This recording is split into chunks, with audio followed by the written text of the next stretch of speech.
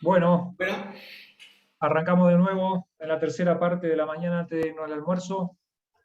Doctor Pedro Bueno, Castel. yo bueno, voy a presentar al doctor Pedro Castells. Voy a tener ese enorme placer, ese enorme orgullo, porque voy a presentar a una de las figuras más importantes de la nueva generación de medicina ortopédica manual en Europa, uno de los grandes, de verdad, pero además es un amigo, es un gran amigo, y entonces tengo un orgullo enorme de estar presentándolo aquí hoy, en este día tan especial para nosotros en Latinoamérica. El doctor Pedro Castel es licenciado en Medicina y Cirugía General en Valencia. Beca Erasmus, quinto curso en la Université de Lausanne, Suiza, 2002-2003. Especialista en Medicina Física y Rehabilitación en la Universidad de Peset, Valencia. Máster de Medicina Manual en la Universidad Complutense de Madrid, mención especial 2011-2013. Máster en Ecografía Musculoesquelética e Intervencionismo en la Universidad de Sevilla, 2016-2017, experto en rehabilitación infantil, Universidad Francisco Victoria, edición panamericana 2017-2018, curso de terapia neural avanzado, Sabadell, Barcelona 2018. Con respecto a su actividad actual, es adjunto al servicio de rehabilitación del Hospital Quirón en Valencia, adjunto al servicio de rehabilitación Instituto Musculoesquelético Europeo INSCE, director del Máster de Medicina Manual Musculoesquelética, Universidad de Valencia, adjunto de Puertas de Urgencia de Traumatología en PSET de Valencia. Ha hecho innumerable cantidad de ponencias, ponente y organizador en numerosas ocasiones en congresos nacionales e internacionales de la Sociedad Española y Valenciana de Medicina Física y Rehabilitación, así como de la Sociedad Española de Medicina Ortopédica Manual y seminarios en la Universidad Católica de Valencia. Estimado doctor Castells, querido Pedro, es un placer tenerte entre nosotros. Adelante. muchísimas gracias, Daniel, por la presentación. Buenas tardes a todos, buenos días allí. Bueno, lo primero de todo es dar las gracias al comité organizador por la confianza depositada en mí. Y bueno, es un placer formar parte también de estos ponentes, de excelentes ponentes que están dando el primer curso y el primer congreso de medicina manual con la sociedad latinoamericana. Y enhorabuena a ti especialmente, Daniel, y a todos los formadores y fundadores de esta nueva sociedad, deseándolo en el futuro lo mejor, ¿no? Paso sin más a compartir la pantalla con la presentación que tengo preparada.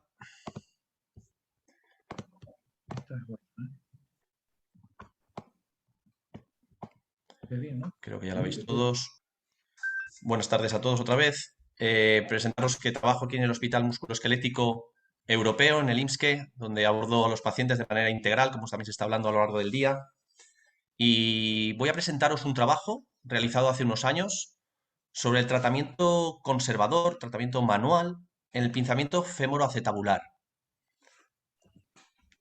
Antes que nada, quería también resaltar que desde la sociedad española el éxito que hemos podido tener y que tenemos y que lo contentos que estamos y orgullosos de que haya salido finalmente un trabajo que llevamos desde hace muchos años y es una docencia formal para formar a médicos en medicina manual. Y es el nuevo máster de medicina manual musculoesquelética de la Universidad. Hay algún alumno por aquí inscrito que está escuchándonos. Y como digo, están realmente encantados, nosotros con ellos, con los alumnos que están fascinados. Llevamos ya 4 seminarios y realmente trabajando con un dinamismo muy grande. Como ha dicho Daniel y Jordi, también han acudido a algún seminario ahora en el mes de febrero. Así que nada, realmente orgullosos y contentos. Y así más me meto en el tema que voy a tratar, que es el choque femoroacetabular. El origen de la artrosis de cadera en pacientes jóvenes ya se estudió desde hace principios del siglo XX y el doctor Murray en 1965 denominó como heel deformity, como una deformidad de transición entre el cuello y la cabeza del fémur, y otros autores han seguido estudiándolo, ¿no? Y actualmente es una de las causas más frecuentes de coxalgia en el adulto joven. El tratamiento ha cambiado desde un abordaje anterior invasivo, con osteotomías, a tratamientos más conservadores como la artroscopia de cadera. pero con un éxito relativo. Ante ese éxito relativo y esa dicotomía, ¿no? Pues, y sabiendo que la medicina manual forma parte de esa batería de tratamientos para el dolor de origen musculoesquelético, neuromusculoesquelético, se me planteó la posibilidad de pensar que podría haber algún tratamiento que podría mejorar a estos pacientes. Hasta ese momento, el reposo, los antiinflamatorios, evitar las posturas de impeachment, femoroacetabulares o las infiltraciones era lo único que se planteaba, ¿no?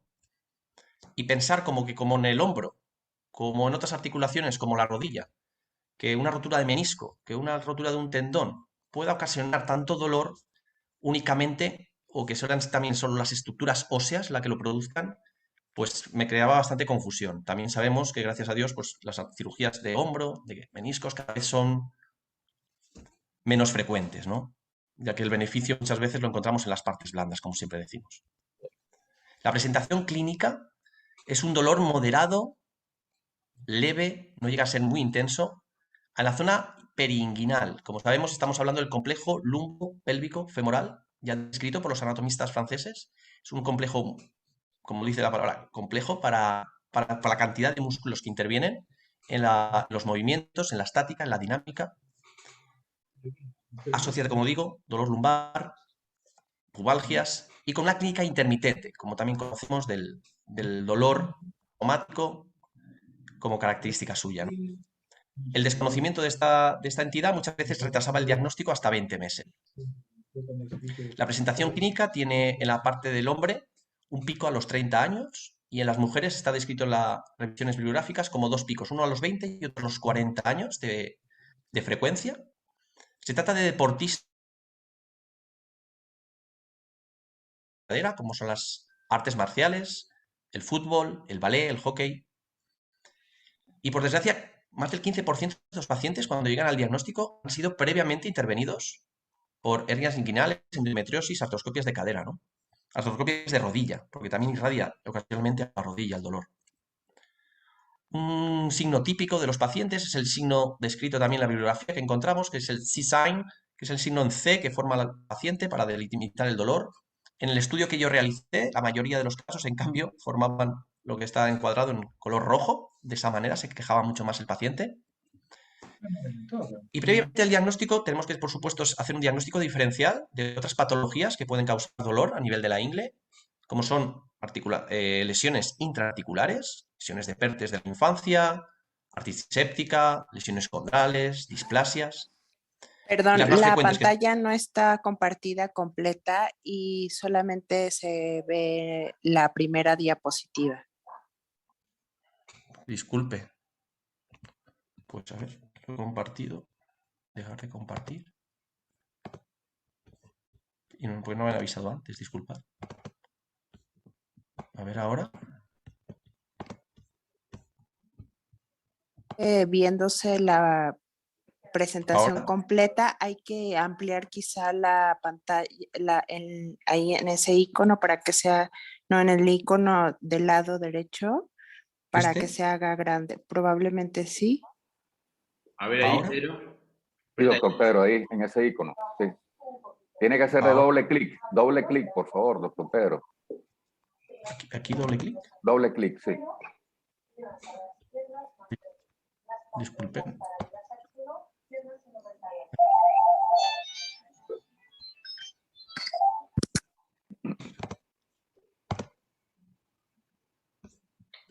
Perfecto. Ahí va. ¿Ahora? Ahora sí. Ahora, sí. Pues discúlpeme. Vamos a ver, los voy a pasar rápido, pues las has estado viendo. Esta es la parte de la imagen del máster.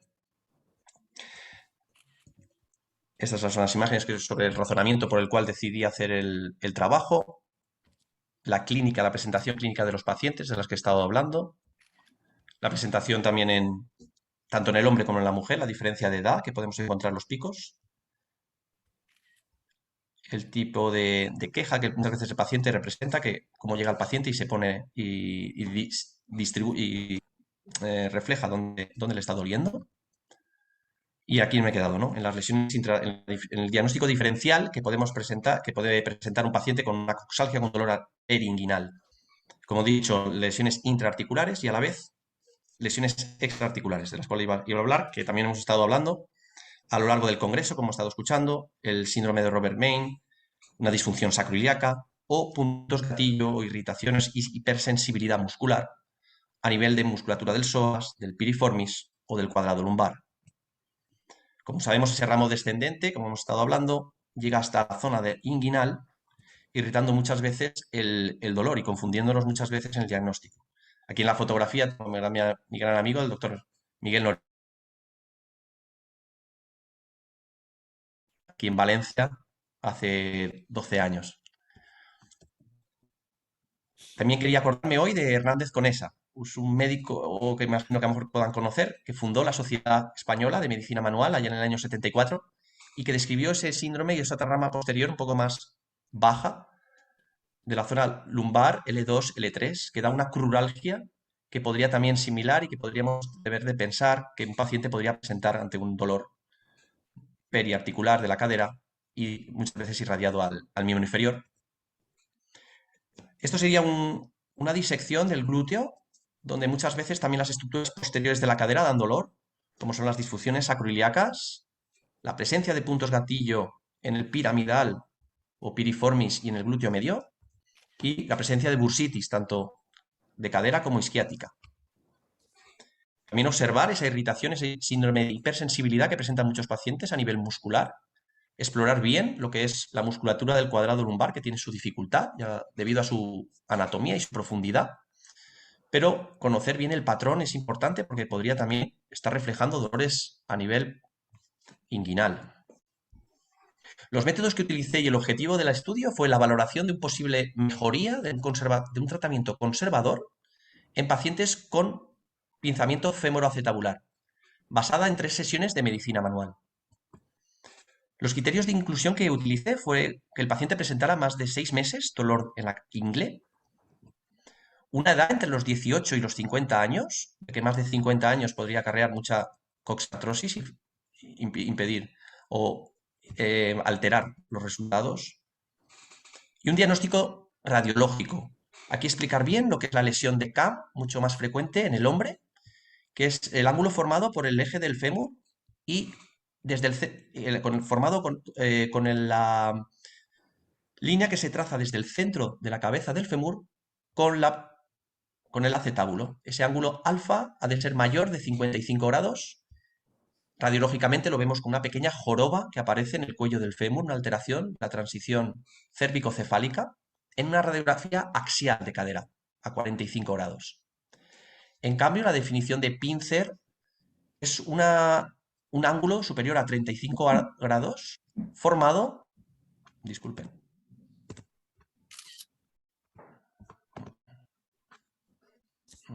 para atrás, formado, es el ángulo centro lateral, formado por la perpendicular y otra vez el ángulo que forma con el acetábulo, mayor de 35 grados, esto en una radiografía de frente. El criterio radiológico fueron esos que superaran esos 2 ángulos. En el cual irritamos ese labrum chocando el fémur o el cuello del fémur con el reborde acetabular. Los criterios de inclusión fueron que esa cadera no estuviera operada previamente, y que los pacientes fuesen capaces de responder al cuestionario, que es a los que se iban a someter. Se hizo previamente una valoración de acortamientos musculares de partes blandas, tanto los isquiotibiales como glúteos, cuádriceps, observando asimetrías, para después mandarle ejercicios en los periodos entre las sesiones.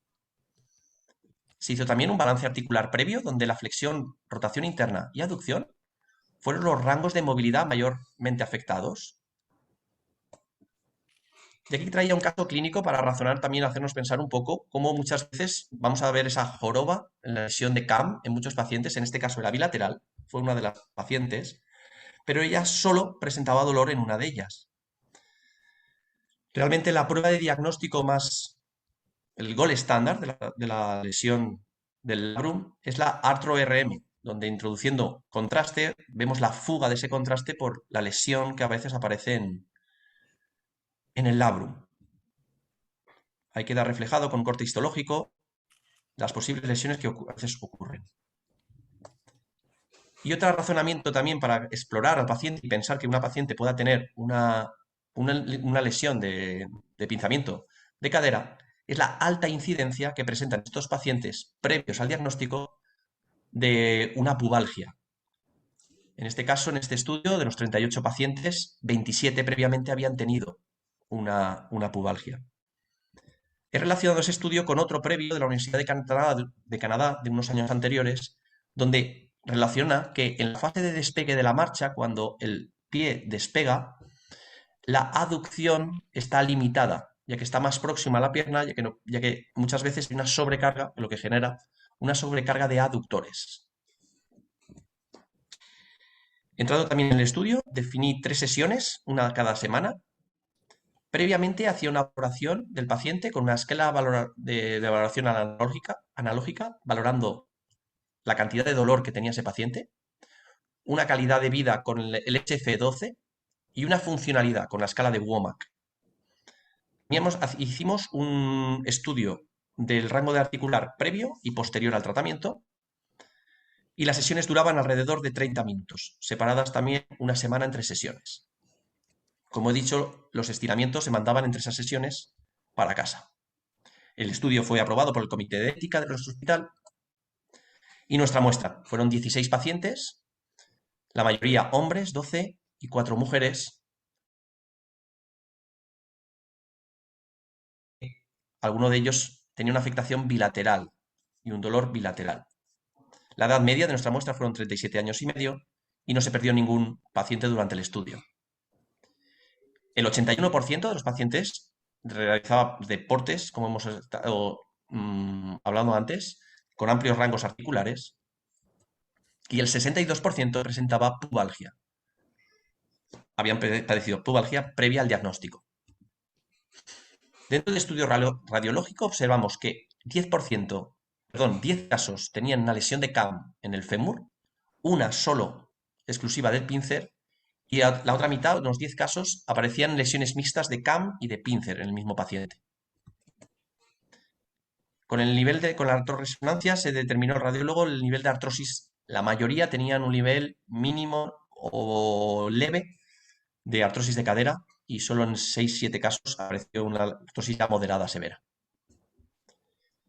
El inicio de la clínica, desde que empezó el inicio de la clínica hasta el diagnóstico que se estableció de confirmación, casi pasaron 27 meses. Lo que nos hace reflexionar muchas veces el pensar en esta patología previamente a lo mejor a otras, ¿no? El 91% presentaban dolor en la ingle y el 37% habían sido diagnosticados y tratados de otras patologías también.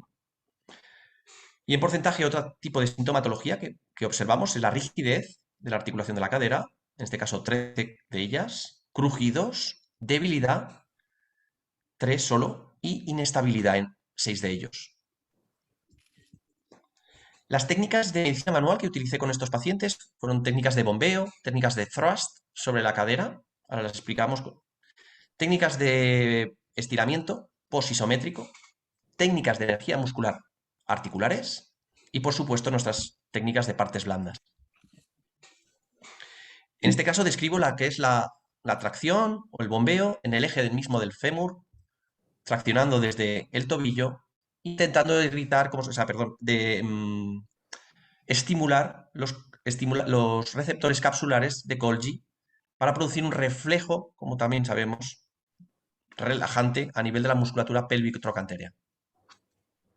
En este otro caso, la tracción se hacía en dirección al cenit, produciendo una decoaptación vertical de la coxofemoral con 90 grados de flexión.